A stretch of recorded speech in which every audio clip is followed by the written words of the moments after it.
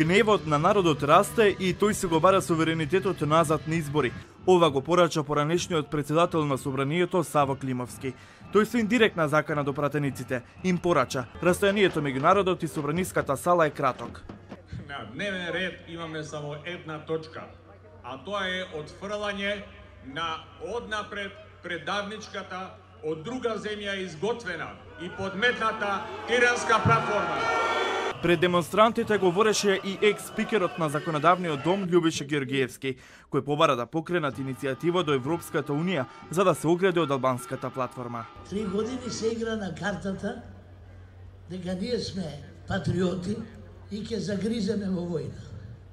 Нема. Мора да сме тука и како што рече мојот уважен другар Борис, нашето присуство е војна.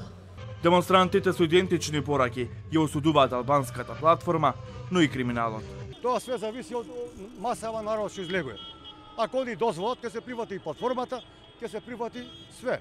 Народот највише знае. Криминалот си е криминал, казнете го, нека го казнуваат, меѓутоа овде се работи за опстанок на нашата држава. Да не сте помислиле председател на собрание на пауза да бирате. Ако го скршите деловникот, народот ќе ве скрши. Беа дел од транспарентите на протестот кој траеше околу 2 часа. Организаторите го најавуваа како најмасовен марш.